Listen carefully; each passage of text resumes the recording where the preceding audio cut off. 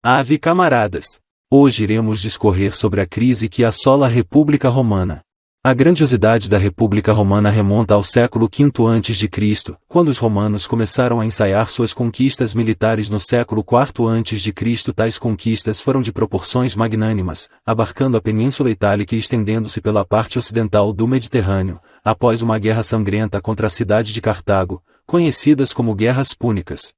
Logo em seguida, após a vitória sobre Cartago em 146 a.C., empreenderam batalhas contra o Império Macedônico, que dominava o oriente do Mediterrâneo, e assim, triunfaram. Após a derrota da Macedônia, os romanos haviam conquistado tudo. Dominaram a Península Ibérica, todo o sul da Europa, o norte da África, a região hoje conhecida como Turquia, a antiga Bitínia, a Síria e o Líbano, outrora chamado de Tartária, e até mesmo a Palestina. Por fim, no primeiro século a.C., conquistaram o Egito. Assim, Roma havia alcançado todas as fronteiras, banhando as margens do mar Mediterrâneo em 3 continentes, Europa, África e Ásia. O império tornava-se grandioso, e a República Romana cada vez mais poderosa. Isso trouxe efeitos importantes para a história. O primeiro efeito foi o enriquecimento dos patrícios. As terras conquistadas foram distribuídas entre eles, e os senadores tornaram-se ainda mais ricos. Roma transformou-se em uma civilização apegada ao luxo e aos prazeres, e com isso, a república começou a enfraquecer-se.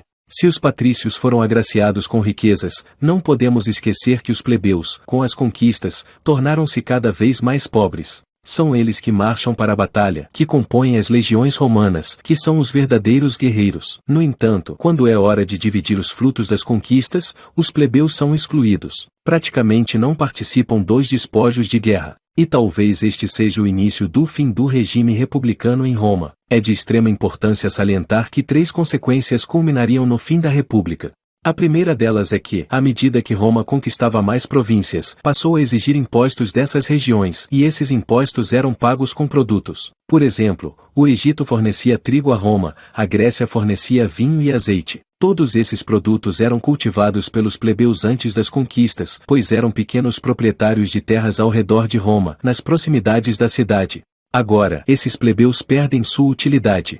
Já não precisam mais produzir trigo, pois a elite romana consome o trigo proveniente do Egito, assim como consome o vinho da Grécia, o azeite e outros produtos. Dessa forma, esses plebeus se veem sem utilidade social. E aqui temos o primeiro indício da crise econômica que assola a República. Roma é rica, mas possui uma população miserável. Com a terra perdendo sua utilidade, a Península Itálica se torna improdutiva, e os plebeus começam a deixar o campo e se dirigir à cidade. Permitam-me compartilhar conhecimento com vocês sobre um período lamentável em nossa história, o êxodo rural.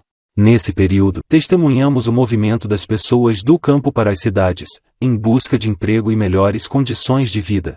Esse fenômeno resulta em um crescimento desenfreado das áreas urbanas. As cidades se tornam imensas, e Roma, em particular, se transforma em uma metrópole de proporções gigantescas. Alguns relatos descrevem a cidade de Roma como um amontoado de casas de madeira empilhadas umas sobre as outras. Imagine, se puder, uma cidade com uma população de 1 milhão de habitantes no século I a.C., comandando um império com mais de 100 milhões de pessoas ao redor do mar Mediterrâneo. Roma mergulha em um caos indescritível. Não havia corpo de bombeiros, policiamento regular, encanamento de água ou energia elétrica. Todas essas comodidades modernas não existiam naquela época.